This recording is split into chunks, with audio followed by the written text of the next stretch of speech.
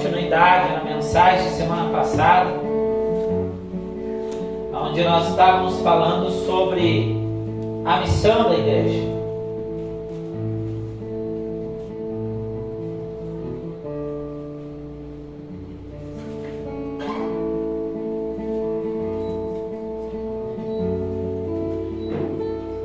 Se você fizer uma análise das mensagens que nós estamos trabalhando aqui, nos últimos 3 meses praticamente nós falamos primeiramente sobre o que é igreja e o que não é igreja. Depois nós entramos numa série sobre escola de cura, onde nós trabalhamos cura em diversos temas, em diversos assuntos, para que literalmente nós nos aprofundássemos nesse lugar, de sermos curados, de andarmos ainda mais em santidade. E agora nós estamos falando sobre a missão da igreja. Porque entenda uma coisa: se eu não entender o que é a igreja, se eu não ser uma pessoa curada, como que eu vou responder sobre o chamado da missão da igreja?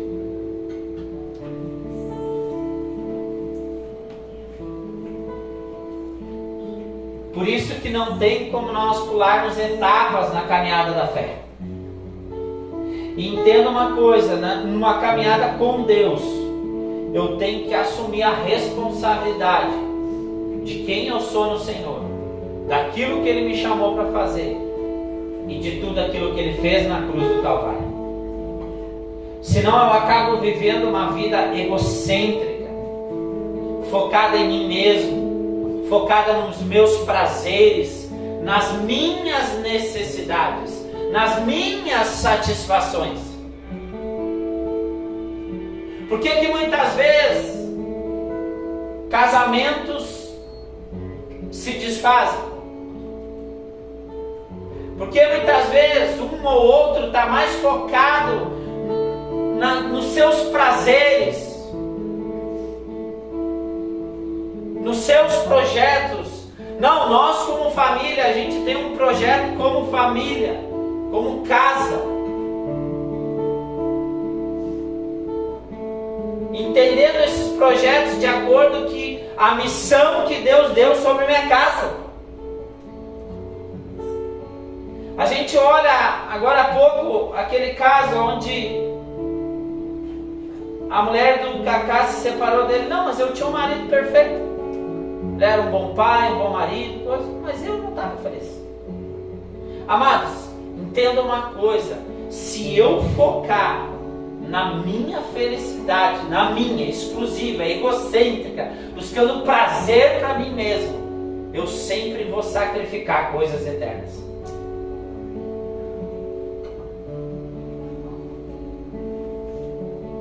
Entenda isso. Aí entra aquela frase bem conhecida assim: seja feliz, não importa como. Assinado Satanás. Ele vai dizer: não, seja feliz do seu jeito, não importa o que os outros pensem, o que vão achar.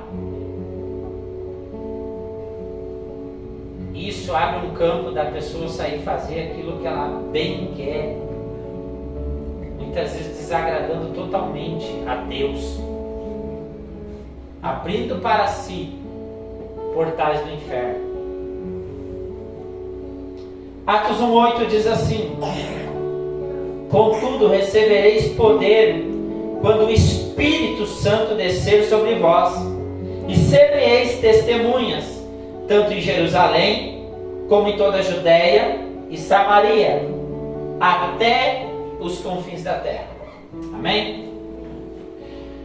Nós precisamos entender que no primeiro século a igreja ela era ilegal, ela era proibida. A mensagem de proclamação de Jesus ela era proibida entre os judeus. Mas mesmo ela sendo uma mensagem proibida, aqueles que entenderam a mensagem, a morte, a ressurreição de Jesus, os seus ensinos, os seus mandamentos, procuraram executar aquilo com integridade, com autenticidade, não negociando princípios e valores, testemunhando assim o poder de Deus de uma forma prática, de uma forma clara, de uma forma notória entre as pessoas que não faziam parte daquela comunidade que se chamava igreja. Uma comunidade que procurava andar no fundamento dos apóstolos, no ensino dos apóstolos, na comunhão. Eles tinham comunhão, orações, o partir do pão. Não havia necessidade entre eles. Por quê? Porque eles eram uma família de fé que tinham cuidado uns com os outros.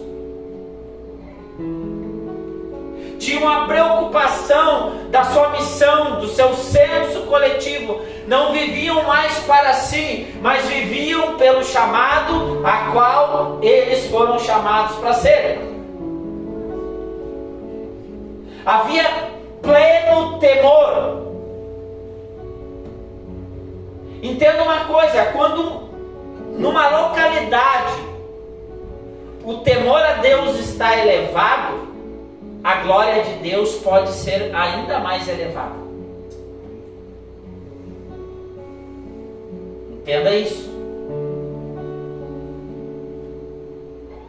Então Deus pode mover coisas sobrenaturais em nossos meios, milagres, maravilhas, providências, curas, libertação, transformação, tocando assim cidades inteiras, tocando assim um estado, tocando assim uma nação. É por isso que uma das coisas que mais nós temos que orar nesses dias é: Senhor, dai-me mais temor a Ti, amor e temor a Ti. Assim era a igreja do primeiro século.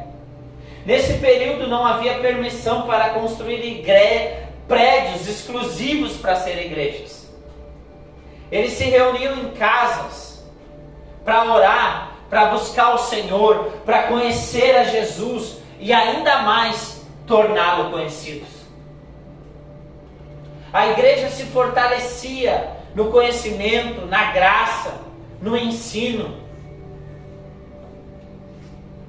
E ela buscava de uma forma feroz, ousada e corajosa a testemunhar isso todos os dias. Não havia uma separação entre somente ir a uma igreja no domingo e ser a igreja no restante da semana. Era um estilo de vida deles. Entenda uma coisa: nós precisamos colocar Cristo como estilo de vida, como estilo de nossas vidas, o seu caráter, os seus ensinos, os seus mandamentos e principalmente a ordenança da sua missão sobre nossas vidas. Se eu vivo uma semana sem pregar, sem testemunhar o Evangelho para as pessoas, é impossível nós passarmos diariamente por pessoas e não termos a oportunidade de falar do amor de Deus. Quantas pessoas cruzam o nosso caminho e às vezes o Espírito Santo está dizendo assim: ei, vai lá e fala de mim para essa pessoa, fala o que eu estou dizendo para você falar para ela. E muitas vezes as pessoas se recolhem e perdem a chance, a oportunidade de testemunhar a glória de Deus naquele momento. Mas essa igreja, ela não tinha esse temor. Mesmo em meio à pressão, mesmo em meio a perseguições, ela continuava ousadamente testemunhando a Cristo.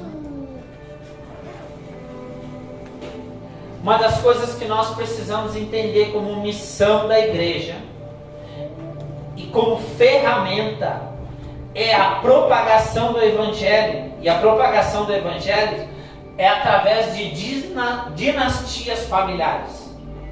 Como assim, pastor Tiago? É o desejo de Deus que eu entenda do Evangelho, que eu entenda o que Jesus fez na cruz do Calvário sobre minha vida e através da minha vida, e eu entenda isso e transmita, passe para os meus filhos, passe para os meus netos, passe de geração em geração.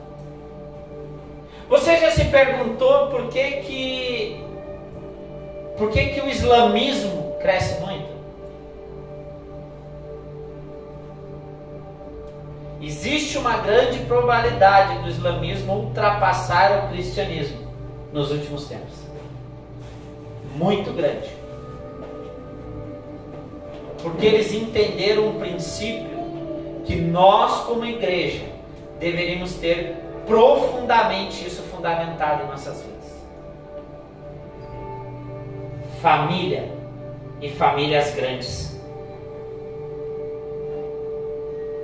E desde pequeno, doutrinar os filhos na sã doutrina. Doutriná-los desde pequeno. Para você entender a dimensão da doutrinação, o inferno vem tomando posse disso, que ele vem o quê? Muitas vezes pegando as crianças desde a escola, usando testemunhas que não glorificam a Deus. Mas quando você vem desde pequeno, educando os teus filhos no caminho do Senhor, testemunhando a glória de Deus sobre a vida deles, orando com eles, ensinando as providências de Deus, as curas de Deus, a importância da igreja, a importância da adoração, a importância da palavra, eles vão crescendo, sendo inculcados no caminho do Senhor.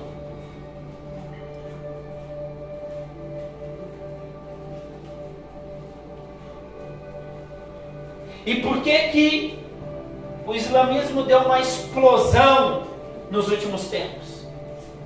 Porque eles entenderam que a maior propagação daquilo que eles creem é fazendo com que a sua família de fé cresça. E continue esse legado geracional. Então é nosso papel ensinar, educar os nossos filhos, mantê-los na comunhão da igreja, mantê-los na comunhão com a palavra, mantê-los numa vida santa, no amor e no temor a Deus. Para que quando eles cresçam dando continuidade àquele legado onde você investiu vida, tempo, saúde, recursos.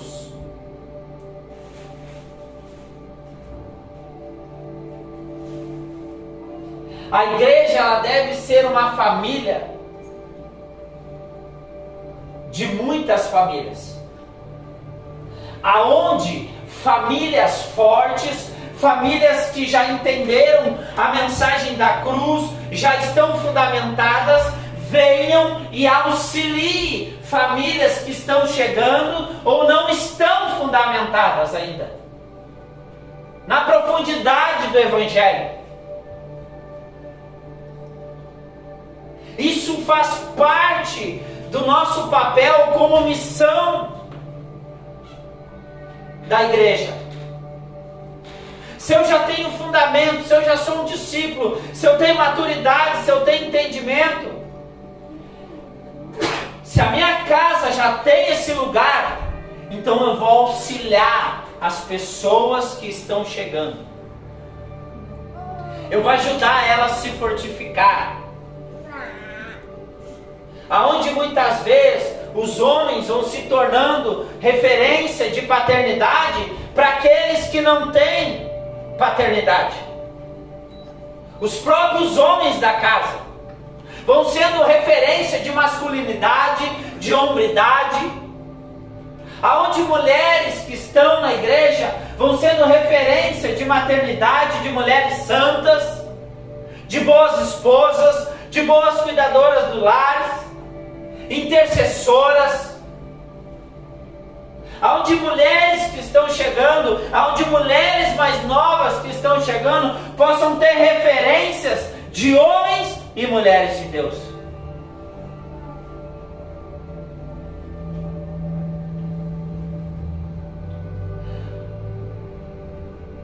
A igreja, ela deve ser uma referência de casamentos e famílias.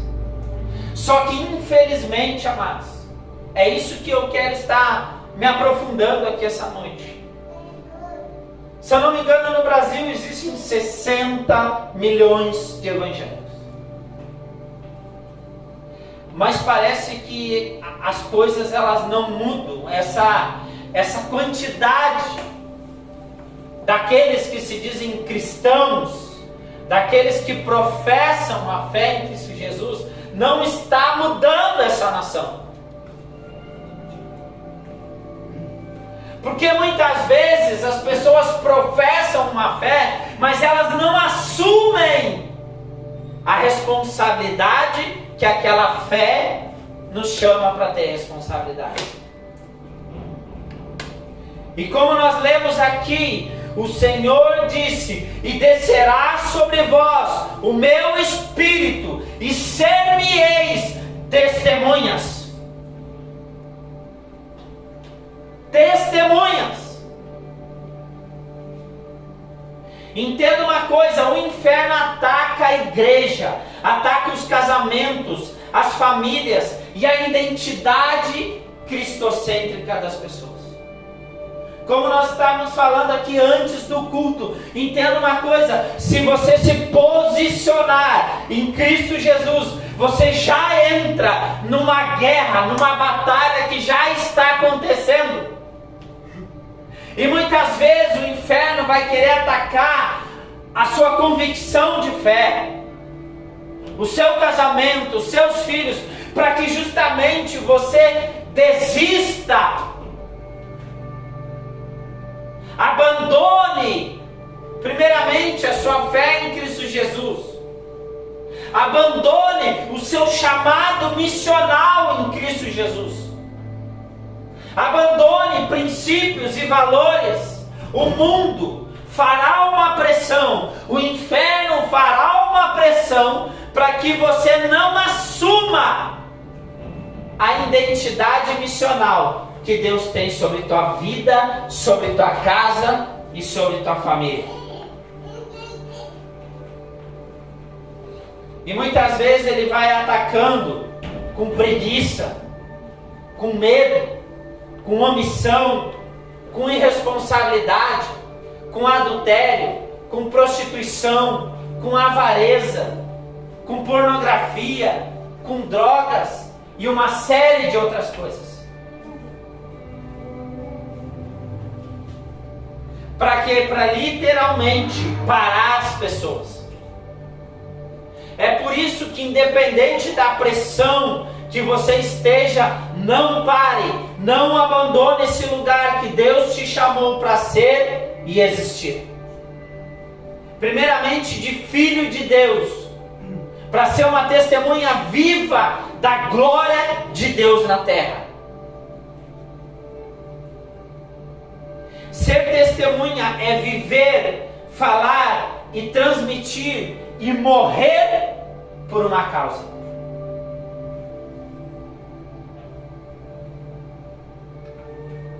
Para você ser uma testemunha viva de Cristo, você tem que estar disposto a viver por Ele, a falar dEle, a transmitir a glória dEle e a morrer por essa causa. Talvez falar isso nos dias de hoje, meu Deus, pastor, eu tenho que morrer. Não, morrer é só para o pessoal do Afeganistão. Não, é só para o pessoal que está lá na China. Não, amados. Se nós não desenvolvermos, quando que eu desenvolvo uma mentalidade de martírio? Quando eu vou aprendendo a morrer para os pequenos pecados que me cercam todos os dias. Ninguém chega lá e diz assim: não, eu vou morrer aqui por Jesus. Mas se antes Ele não morreu por pequenas coisas que o fizeram, que largaram sobre a vida dele tentação para que ele abandonasse aquele lugar de santidade. Se eu não morrer para o meu egocentrismo, se eu não morrer muitas vezes para os meus prazeres carnais, momentâneos e terrenos, eu jamais, em meio a uma perseguição, darei a minha vida por amor a Jesus. Entenda uma coisa: uma pessoa que entendeu esse lugar, ela consegue ser uma testemunha verdadeira de Jesus, aonde ela for plantada. Pode ser o pior lugar que essa pessoa vai estar, mas ela ainda vai continuando a ser um farol de luz no meio das trevas.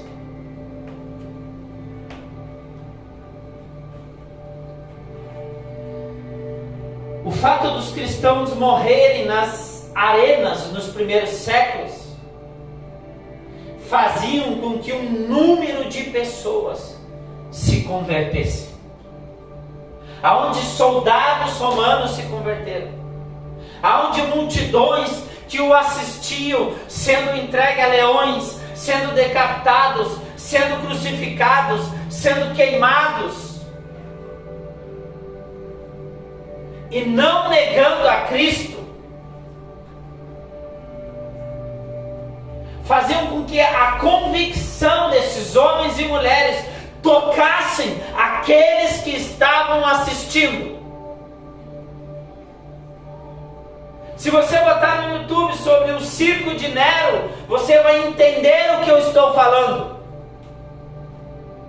Se você estudar a história da igreja, eu olho hoje, nos dias de hoje, um monte de pessoas falando: porque a igreja está desviada, porque a igreja está isso, porque a igreja está aquilo, porque se tu sentar com ela e pedir para que ela fale a história da igreja, ela não sabe nem o começo. Mas ela entra numa onda de pessoas que estão repetindo a mesma coisa e toma aquilo como uma verdade para a sua vida. Amados, do início ao fim da igreja, sempre teve uma igreja que andou em santidade, no poder do Espírito, guardando os mandamentos, guardando os ensinos de Jesus. E no seu paralelo, sempre teve igrejas desviadas, igrejas que se desviaram, igrejas que saíram fora do propósito. Mas no meio do caminho o Senhor sempre deu sabedoria para discernir entre o certo e o errado. Mas mesmo essas igrejas que estavam fora do propósito, o Senhor sempre chamou elas ao arrependimento, antes de acabar com elas. A igreja dos Efésios era um exemplo de amor e fé. Efésios 1 vai falar sobre isso. Efésios 1 ou 2. Mas quando há as cartas do Apocalipse, o Senhor fala para essa mesma igreja: volte ao primeiro amor. A igreja que era o exemplo de amor e fé.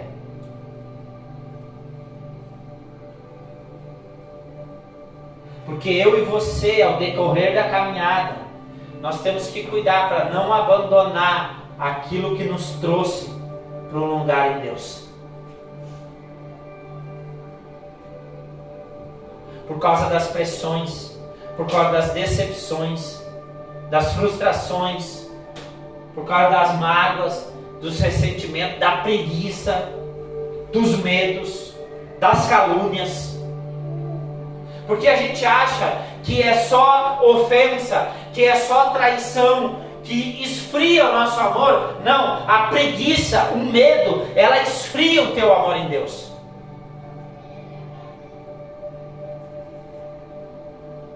Ela esfria a tua caminhada, o teu relacionamento, assim como pode esfriar o teu casamento. A seriedade disso. a responsabilidade desse chamado sobre nossas vidas. Entenda uma coisa, a nossa vida ela não tem valor de ser vivida se não estamos dispostos a morrer por algo. Pelo que você tem dado à sua vida, o que te faz levantar de manhã e vencer as situações difíceis, e vencer as pressões, e vencer as coisas que te fazem muitas vezes querer ficar sentado em casa esperando a vida passar. O que tem te impulsionado nesses dias? Eu tenho 12 anos de caminhada com Jesus, indo para o 13º.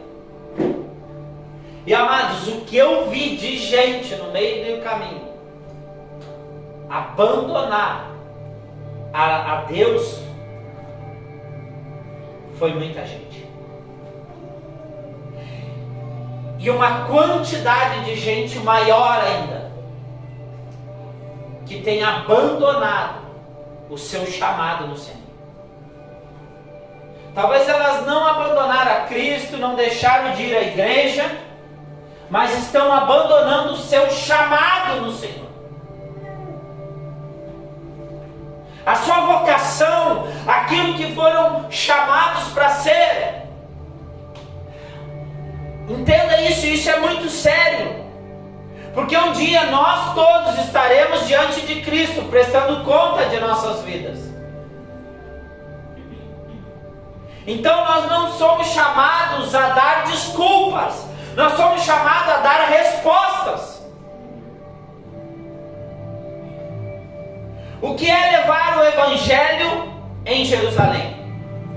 Você já parou? Por que Deus fala assim? Ser-me-eis testemunha em Jerusalém.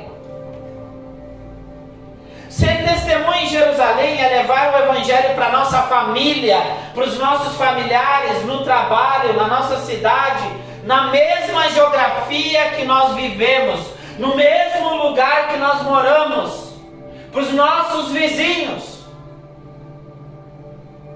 para as pessoas próximas, da mesma cultura, do mesmo idioma. Isso é levar o Evangelho a Jerusalém, para dentro da nossa cidade.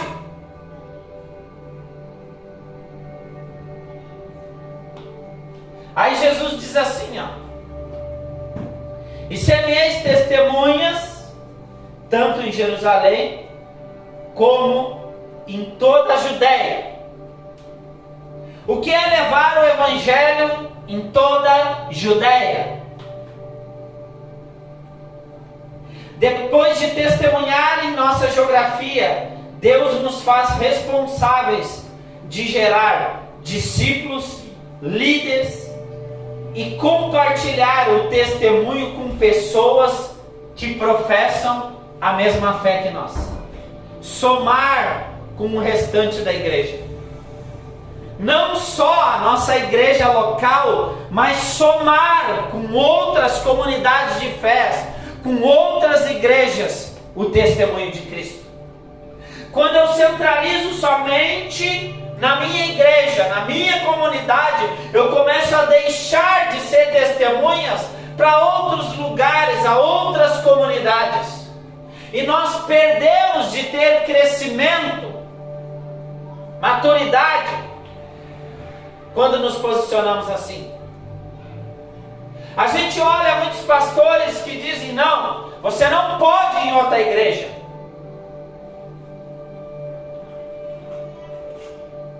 Da onde isso? Não, eu não recebo ninguém de outra igreja para pregar na minha comunidade. A gente sempre tem que analisar os ministros, as pessoas que estão no altar, se elas têm vida com Deus, vida santa, se a sua família é uma família entregue a Jesus. Tudo isso são coisas importantes a serem analisadas, muito mais do que a placa da igreja.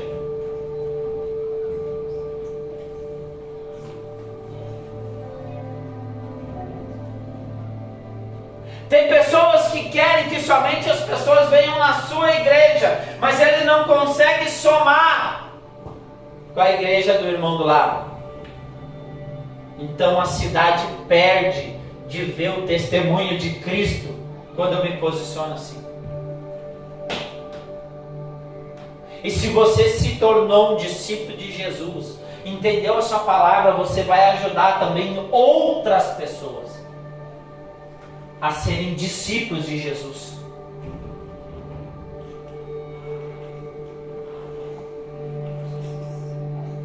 Entenda uma coisa, está chegando um tempo. Isso aqui não é uma palavra profética, isso aqui é uma palavra apostólica. O que é uma palavra apostólica? Ela traz o cumprimento para esses dias com um fundamento correto, de olho nas profecias proféticas e bíblicas. Entenda isso. Essa palavra, guarde ela. O Senhor vai pressionar a sua igreja nesses dias para que ela volte à origem daquilo que ela foi criada para ser. É por isso que nesses próximos 3 anos você vai ver árvores sendo sacudidas. O Senhor virá procurar fruto na minha e na tua vida. E se Ele não achar esses frutos sobre nós, sobre nossa igreja,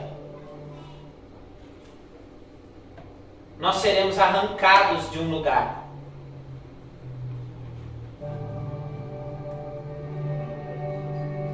Aonde o castiçal será tirado. O que é? A glória de Deus já não habitará mais ali.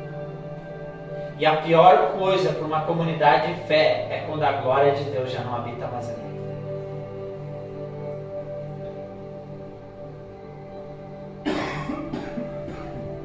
Isso é terrível. Culto após culto, sem o toque glorioso de Deus, sem a presença dele, sem os milagres dele se movendo em nosso meio, amados. O Senhor vai sacudir a igreja no Brasil. Por isso que você vai ver muitos líderes, muitas pessoas sendo expostas pelo seu pecado que está oculto. O que é? Tiveram tempo de se arrepender e não se arrepender. Foram lá embaixo do tapetezinho, escondendo, maquiando. Amado, as pessoas só vão esconder os grandes pecados embaixo do tapete quando elas vão fazendo isso nas pequenas coisinhas, nas pequenas concessões, nas coisas que parecem ser insignificantes. Não dá nada. E elas vão fazendo. Eu olhei só um videozinho aqui de uma mulher. Eu falei, ninguém vai atrapalhar. Oh, Deus me perdoa. Aí daqui um pouquinho, um mês lá, ele está de novo. Um pouquinho ele está olhando para a mulher de outro. Hoje eu não vou no culto. Daqui a pouquinho, não, semana que vem eu não vou. Porque ele está 3 semanas, 4 semanas, 2 meses, 3 meses. Sabe, Senhor, eu te adoro em casa, tu está em todo lugar. São as pequenas situações que muitas vezes vão nos levando para um lugar mais profundo em Deus, ou elas vão nos afastando verdadeiramente daquilo que Deus tem. É que nem o nosso dinheiro, pode analisar. A gente tem o nosso dinheiro, daí tu olha assim, não, eu vou comprar isso aqui, é baratinho. Daqui a pouquinho tu tá assim, isso aqui é baratinho, eu vou comprar. Aí tu vem comprando 60 coisas baratinhas. Mas daí quando o boleto bate no final do mês, aí tu viu que ficou carinho. Entendeu como é uma junção de pequenas coisas que nós vamos muitas vezes permitindo, negociando, e aquilo vai nos quebrando. E se nós não formos radical de abandonar e nos posicionarmos novamente, aquilo vai nos levando à falência.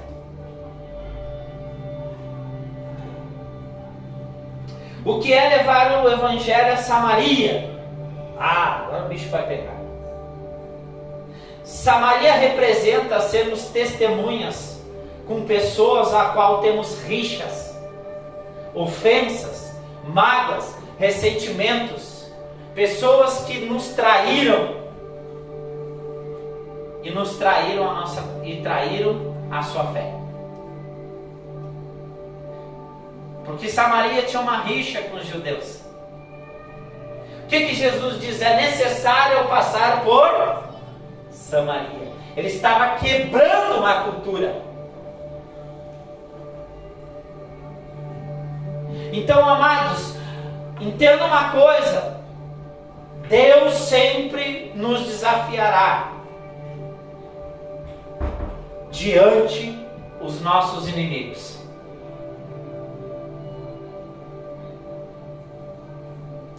Entenda isso é inevitável.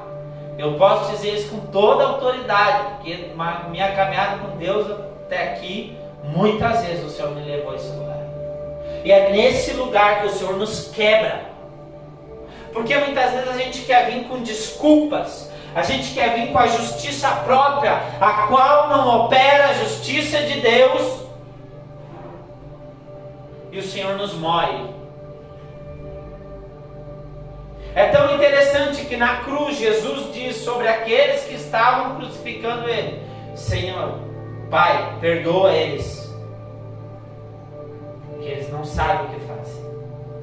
Aqueles que estavam o quê? Matando Ele. Estevão sendo apedrejado. E é nessa hora que nós muitas vezes vemos homens pervertidos como Paulo entrando no caminho da conversão. Então, Deus nos chama para ser testemunha diante dos nossos piores inimigos.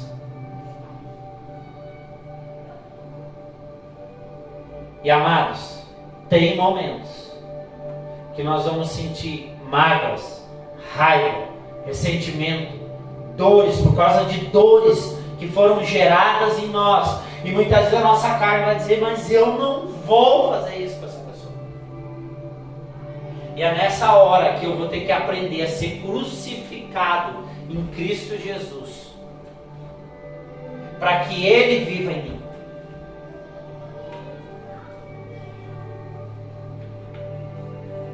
Para que eu seja uma testemunha viva da glória de Deus. Então, levar o Evangelho a Samaria é andar nesse lugar. É impossível você ser uma testemunha viva da glória de Deus e dizer: eu sou cheio do Espírito Santo, e não saber lidar com essas situações, não saber perdoar. Que nem aquele vídeo que está na internet do serial killer que tinha matado em torno de 50 mulheres. E as pessoas chegando ali e falando para aquele homem: eu te amaldiçoo, tu tem que ir para o inferno, tu é isso, eu desejo a tua morte. Chega um senhor, mas aquele homem foi testemunha. Chega um senhor e ele diz: se você não sabe, um serial killer, ele não tem sentimentos, ele não tem emoções. Aí aquele senhor, ele olha assim: você tornou aquilo que eu prego difícil. Aí ele diz: mas ao contrário das pessoas aqui, eu quero dizer que mesmo que você estuprou e matou a minha filha, eu te perdoo. Na hora aquele serial killer desmonta e começa a chorar. Amada, aquilo é surreal. Por quê? Porque ele foi uma testemunha. Ele andou ao contrário do sistema desse mundo. Ele andou ao contrário. E a igreja nesses Caxias precisa voltar a ser uma testemunha. Precisa voltar a trazer os céus para a terra e testemunhar. Não é trazer os céus no ambiente de culto, mas trazer os céus no cotidiano de nossas vidas, no andar de nossas vidas e testemunhar ela para a terra. É esse lugar de ousadia, de coragem que nós precisamos voltar de forma mais intensa. Aonde as pessoas que falam mal da igreja, que ofendem a igreja, que caluniam a igreja, ser testemunha para essas pessoas, para que elas vejam a glória de Deus e de Jesus através das congregações, através das famílias de fé, através de homens e mulheres de Deus que professam o senhorio de Jesus. O que é levar o evangelho aos confins da terra? É saber testemunhar Jesus com pessoas que professam uma fé diferente que a sua.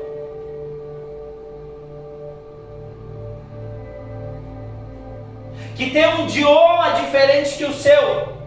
Que tem uma cultura diferente que a sua. Amados, tem pessoas que parece que elas só sabem ser cristãos quando elas estão no meio das pessoas da igreja. Se elas vão a uma festa de família, onde muitas vezes não há uma quantidade de pessoas convertidas, ou talvez ali estão bebendo, ou tem uma outra música que não convém de ser de Deus, parece que elas não conseguem ser testemunha nesse ambiente.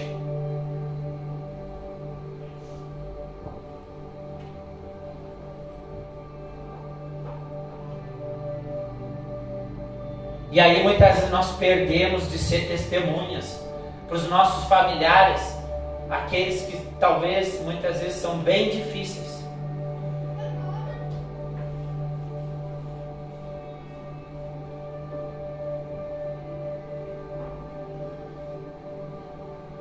Entenda isso. É que nem olhamos hoje e vou rasgar o verbo aqui mesmo. Hoje nós vemos uma disputa entre Lula e Bolsonaro, a igreja dividida ali no meio. Amados, o Bolsonaro não é o nosso Senhor, o Lula não é o nosso Senhor, Jesus é o nosso Senhor. E às vezes as pessoas não conseguem conversar porque tem uma ideologia política diferente. Eu vou... Que nem nós fizemos um café para autoridades aqui o ano passado. Amados, nós fomos lá, convidamos os do PT, convidamos dos outros PT, dos outros partidos, todo mundo. Porque a igreja, ela tem que ser testemunha para todos. Convidamos diversos pastores. Agora, se eu ficar assim, não, eu só vou convidar aquele candidato que eu sei que ele pensa mais ou menos parecido comigo. Aí, amados, nós vamos perdendo de ser testemunho. Nós vamos perdendo de testemunhar a Cristo para as pessoas. É que nem nós estávamos nos encontros de homens aqui sexta. E muitos assuntos foram sendo debatidos, falados. E amados, como pastor, eu não gostei mesmo porque o parquinho pegou fogo. E foi bom isso. Porque às vezes quando a gente começa a falar de determinados assuntos e coisas, parece que as pessoas têm medo de conversar. Não, uma igreja madura, uma igreja santa, ela vai saber conversar, ela vai saber dialogar, ela vai saber colocar os seus pontos, ela vai saber ouvir aquilo que muitas vezes é o contrário daquilo que ela pensa.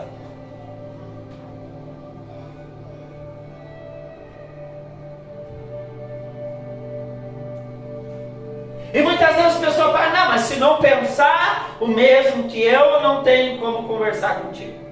Ah, porque eu sou calvinista. Ah, porque eu sou arminiano. Ah, porque eu tenho essa linha escatológica. Ah, porque eu tenho isso. Ah, porque eu uso terno. Ah, porque eu não sei o que. E elas começam a se dividir por causa de coisas fúteis.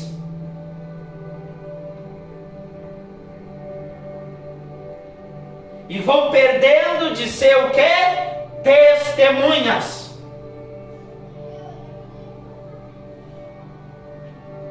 Saibam conversar com pessoas que professam fé diferente que a sua. É no seu comportamento, é no seu falar, é no seu agir que você vai conseguir ser uma testemunha. Entenda isso. Nós temos que sair de uma condição de estar sempre pedindo uma resposta para Deus, para sermos resposta de Deus na terra. Deus está te chamando para ser uma resposta. Todos que estão sentados aqui, Deus está chamando para esse lugar. E é esse posicionamento que o Senhor quer que você tome. Esse posicionamento. Porque chega, amado, chega de ficar ali só sentadinho. Deus me responde, achando que Deus é exclusivo teu. É no seu caminhar que as bênçãos de Deus vão acompanhando. É quando você está cumprindo e conectando o propósito de Deus que as bênçãos de Deus vão se cumprindo em sua vida, que as promessas vão desenrolando. Mas se você ficar estagnado no mesmo lugar, não procurando aprender a se desenvolver na sua caminhada de fé, você vai viver a vida inteira nas mesmas batalhas. A vida inteira nas mesmas guerrinhas. Satanás já aprendeu a te deixar num cativeiro, para que você não avance naquilo que Deus te chamou. Se desenvolva para ajudar outras pessoas a criarem maturidades em Deus. Se desenvolva. Ajude jovens, entre no caminho do Senhor profundo para ajudar outros jovens a ter um encontro com o Senhor.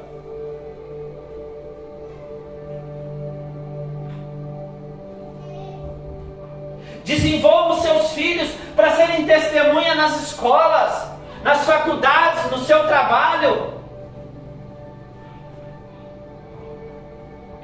Tem coisas que não estão acontecendo porque você não está crendo em Deus e se posicionando na identidade de Deus e na vontade dele sobre a tua vida. Entenda uma coisa: quantas pessoas, talvez que estão aqui, já oraram para pedir, para ser resposta de Deus e testemunho de Deus. Entenda uma coisa: tem coisas que Deus não vai ficar repetindo para a tua vida. Você precisa se posicionar, tomar uma atitude, para que Deus se torne uma resposta através da tua vida e te dê resposta ao decorrer da tua caminhada. E você talvez já está procrastinando isso faz tempo. Eu oro que dessa igreja saia missionários para o mundo todo. Essa é a minha oração, amados. Você já orou, e talvez já orou junto com os teus filhos, se dentro do coração deles já brotou um sentimento missionário?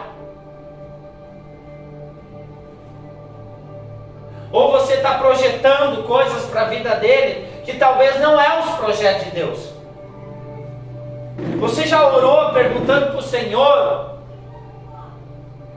o que o Senhor tem para cada um dos teus filhos? E como que você vai ajudá-los, vai treiná-los nessa caminhada com Deus?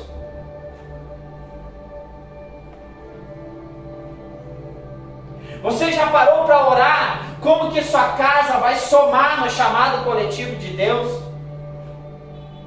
Dentro da congregação, como que seus dons, seus talentos vão somar para que o Evangelho se expanda? Aqui nós temos pessoas de Novo Hamburgo, de outra localidade, Campo Bom. E amados, Deus deseja se revelar através de nossas vidas como igreja, como casas de oração.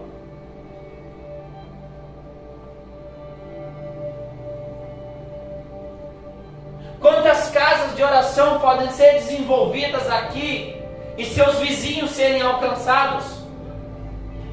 Famílias serem restauradas? Aí talvez você, mas eu tenho medo de pregar. Amados, se junte com quem já tem uma caminhada de ministração e aprenda com essa pessoa a se desenvolver na fé. E deixa Deus se revelar através da tua vida, da tua casa, da tua família.